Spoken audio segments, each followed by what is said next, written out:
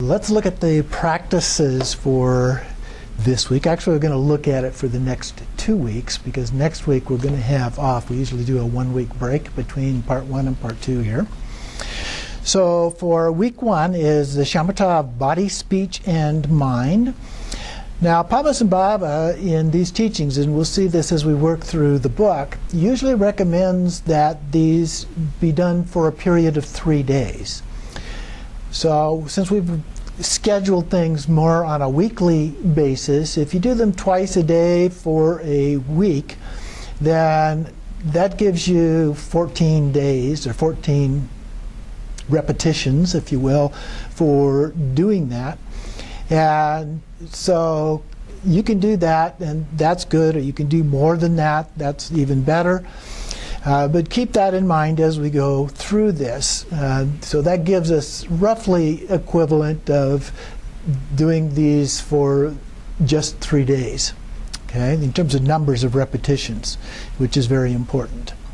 So the first week is, it says to practice daily, twice daily for 1 week, or once daily for 3 weeks, which would be 21 repetitions.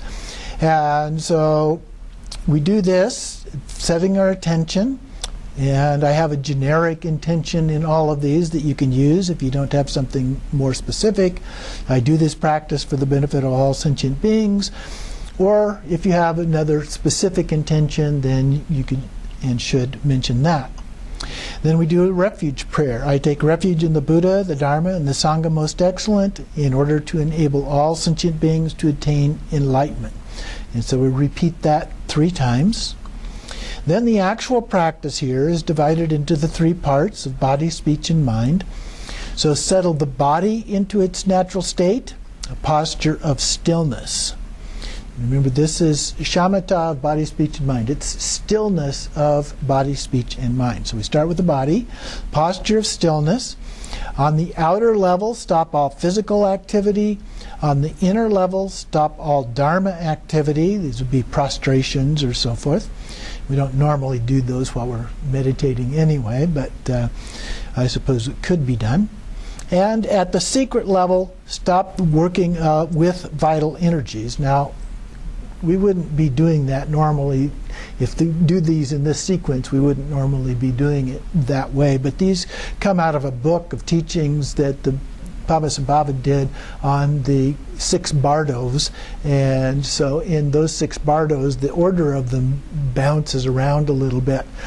So here, by putting them in the order in which they're normally taught rather than in the order associated with the 6 bardos, we don't always have those learning experiences yet, and that's the case here.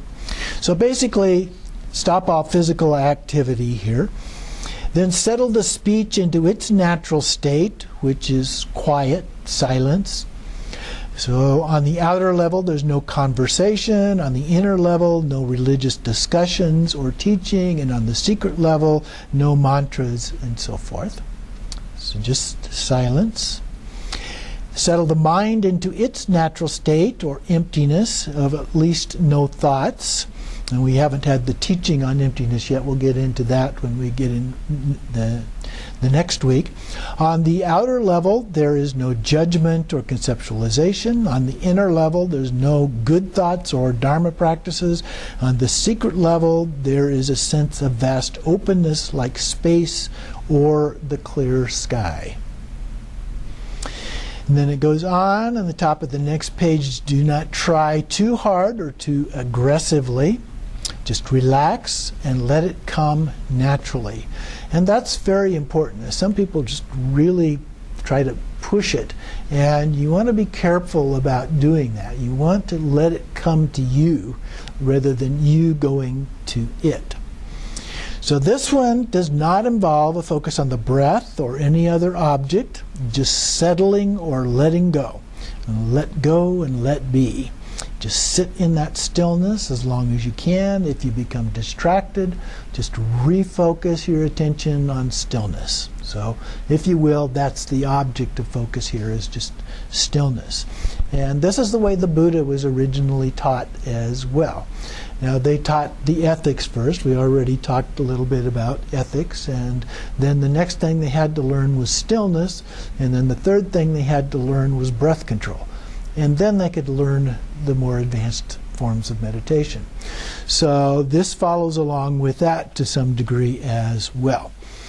At the end of each of these meditation practices, we do customarily the dedication. They're called the three excellences. So we have refuge, the meditation, and the dedication. And so here we do the dedication. By the merit of this practice, may I attain enlightenment for the benefit of all sentient beings. And that's repeated 3 times again. Then post-meditation, when you get up off of the cushion, throughout the day, look for opportunities to remain still in terms of body, speech, and or mind. So you don't have to do all 3 at one time. You can just do one of them. And when you're unable to remain still, remain mindful of everything that you think, say, and do. It doesn't have to be all 3 of those at the same time. But so those 2 parts, stillness and mindfulness when you're not able to be still. So that is the main practice. Now, we'll take a class break next week, but I want to go ahead and give you the practice to do for next week as well. So the second week of practice here will be shamata with a small object. So this is the first one with an actual object of focus. So shamata with signs. And as I mentioned before, the object of focus can either be something that we would call real or something that is imagined. So here we're going to change the focus to an actual physical object. And you can pick whatever you want. It can be a pebble. That's what Padmasambhava talks about, is taking a stick and putting it out in front of you and putting a small pebble on top of that stick and focusing your attention on that. So you could do that. Or if you're sitting at a table, you could just set it on the tabletop. Or you could set it on the floor out in front of you a little ways. Or it could be a candle, it could be a picture. Something should be something relatively small, not something really large, because then your eyes can bounce around from one thing to another as a part of that. If thoughts or other distractions arise, again, just let them go, refocus your attention, and do several short, good quality meditations. You can do these right back to back as well. Let's say that you have 20 minutes that you want to meditate, and you're going to do 4 5-minute meditations. You meditate for 5 minutes, take a couple of breaths, relax, and then go back into your focus again. You don't, if you're doing it in that way, you don't have to repeat the intention and the refuge and so forth. You can just go back into the meditation and put all of those just right in between those other aspects, and then complete the dedication once you've completed all of those repetitions. So the actual practice, again, is described here, but as I mentioned, you don't have to repeat the intention and refuge if you're doing things over, repeating them over and over immediately with each other. But if you're doing one in the morning and then you're doing one in the afternoon, then you should repeat the intention and refuge at the beginning. So the shamatha with signs here is to take a few deep breaths, begin with that stillness of body, speech, and mind. So that first meditation becomes part of everything else we do now. So focus your attention then on the small pebble or other object that you have. If you lose your focus, just refocus and then continue on. And every time something else comes up, refocus and continue on. If it just becomes too much of a distraction, go ahead and stop for a little bit, take a couple of deep breaths, refocus in terms of stillness, and then go back to focus on your object. And at the end of that, however many times that you need to repeat that, at the end of your meditation practice, again we do the dedication. By the merit of this practice, may I attain enlightenment for the benefit of all sentient beings, 3 times. And then for our post-meditation, we arise gently, Padmasambhava says, leading your life in a meditative fashion. I like that phrase. That's a very helpful phrase in terms of the way to approach this. So those are 2 weeks of practice. The first one's just stillness of body, speech, and mind. The second week of practice, we incorporate that into the other meditation, but with an object of focus. Continuing on in the text, then, there are a few other things, comments that are made here related to this initial shamata meditation. There are various texts that talk about stages of meditation with shamata. The first one that's mentioned here are the 5 stages. Sometimes this is only 4, but you see it in different ways. So the first stage is like a cascading waterfall. So your mind's just kind of going continuously. It's very hard to get it to settle down. The second stage is like a river gushing through a gorge. Not quite as demanding. Things have settled down a little bit perhaps, but it's still pretty active. The third stage is like the flow of a large river. So here, there may be some rapids here and there, but then there's periods where things have settled down. And the fourth stage is like a wave-free ocean. So here things are just really settled down. Sometimes I think of it more like a glassy lake up in the mountains sometimes early in the morning before the wind picks up. It can be just like a mirror. And so it's like that.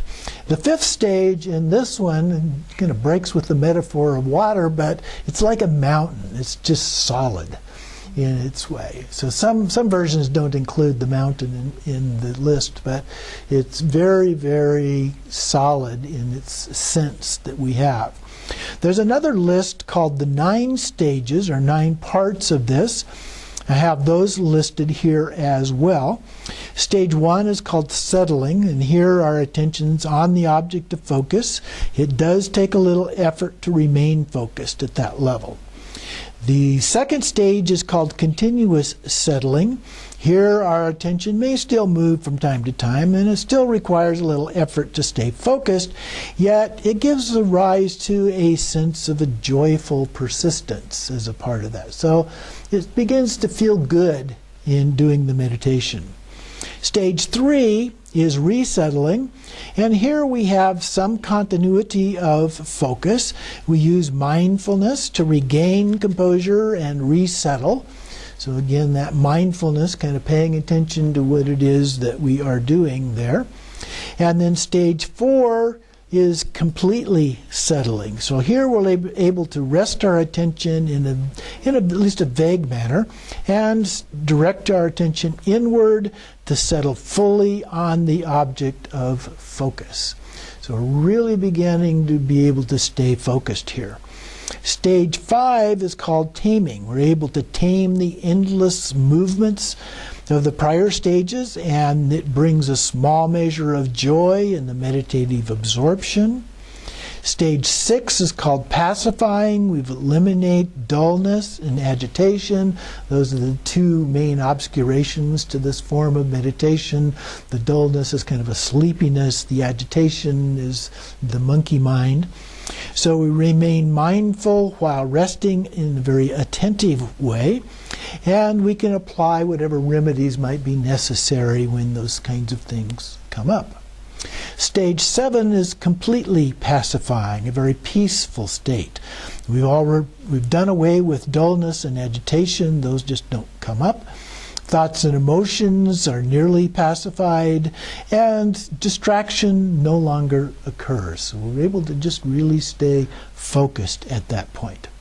Stage 8, you notice these become more and more subtle in terms of the difference between them. It's like a curve. The first one is we're making pretty rapid progress, but then the differences become very slow. They're much smaller nuances of differences as we move through these last stages here. So stage 8 is attentive. Thoughts no longer are able to create obstacles. They're able to rest one-pointedly on the object of focus. So we're very close to having mastered everything here. Stage 9, resting in equanimity. We're able to rest on the object of focus. Our attention is maintain uninterruptedly without effort in that sense of equanimity. So that is complete mastery at that level. Now, you might find that you're doing meditation one day and you're doing really, really well, and the next day things don't go quite as well. Or even within the meditation, you maybe just feel like, oh, this is it at one moment, and the next moment a little grocery list popped into your head or something like that. So it may not be quite as continuous as these things make it sound in terms of the stages of development. It's kind of an up and down process, forward, backward process as we go through these things. So if you're using them as a way of helping determine how far you are along, don't look at the one that you're the most advanced in. Look at the one that you're the least advanced in. Okay, so you may be doing better than that sometimes, but the level at which you're the lowest, the worst meditation, that's a good guide for how far advanced you actually are as a part of this. And then just remember, it takes patience and persistence to develop those habitual tendencies. You can't restructure your brain overnight. Now, generally in the path of Tantra, as we move on to that later on, it's not necessary to move clear to stage 9 as a part of that. Still, you do have focus that is required in order to further develop your skill. And the more that you advance in these, the easier that gets and the faster you will advance in those. His Holiness the 12th Gawang Drupa wrote, "I instruct my students that the natural state of mind is the main thing, awareness itself. We should not limit that to any particular object of meditation or goal or physical posture, and it has to be brought into everyday life. Of course, we try to meditate daily and so forth, sitting, chanting, praying, but I would say that not doing too much is the important thing. So you can overdo this, especially in the beginning. So we tend to try to overdo things. Such conceptual actions just create more karma. Consider non-doing, non-action for a while, and leaving things just as they are." So I think that's pretty good advice too as a part of doing this practice. Remember, it's calm abiding. So if you can abide calmly as a part of this, and even when you're not doing it, that stillness practice, the first one, is very important as a part of this as well. We'll talk more about that and other examples as we move on through the course. The next section is about retreat. A lot of the texts talk about the importance of going into retreat. There's a tradition of doing a 3-year retreat with lamas after they've gone through their initial part of their education, which is roughly equivalent to a high school diploma, but focused, of course, on Dharma, learning the Dharma and so forth.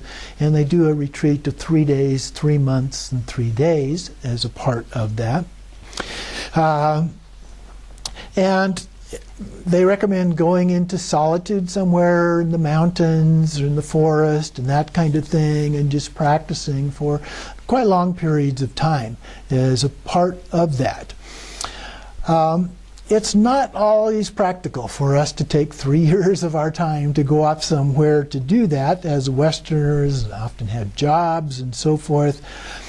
And there are also teachings that actually contradict the advice on doing retreats. They say you get out there, you're practicing. It's very easy to practice in the forest. There are no distractions to bother you. How good is that for you when you come back into the world? Okay?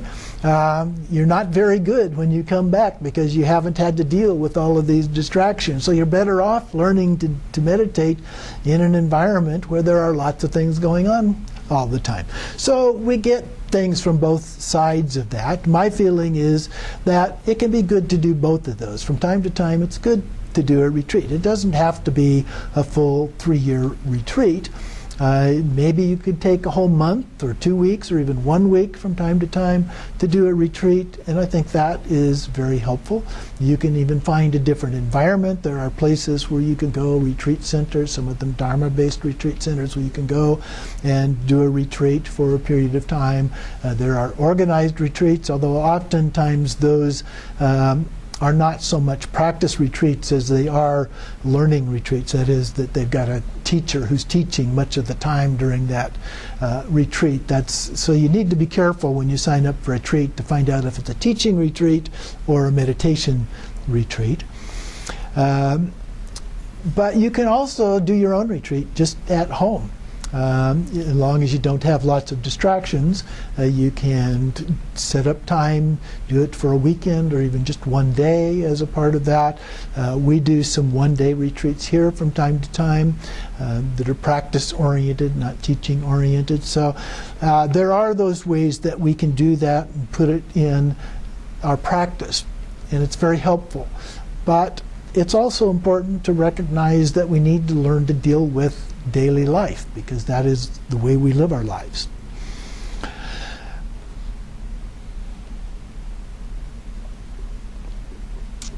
Okay, I also mentioned here a typical format for a retreat is you get up early in the morning, and then you would divide the day into different sessions.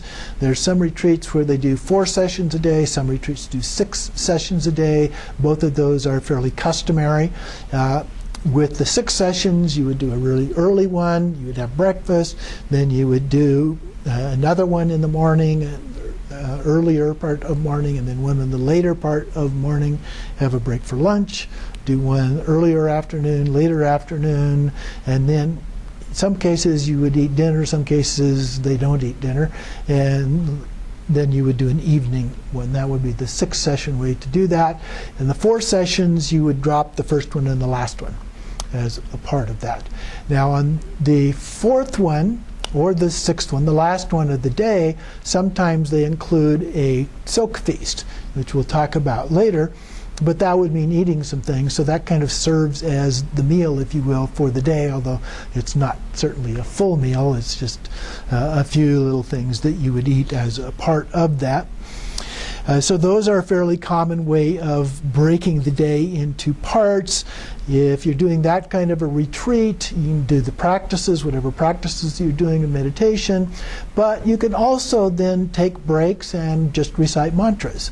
Or you can spend some time reading a Dharma text or something like that. It doesn't have to all be meditation, but if you get tired or bored with one thing, don't stop. Just change what it is you're doing a little bit and then go back to the other format. Or take a break and have some tea. That helps. Caffeine helps you stay awake as a part of doing the practice, so that can be helpful too.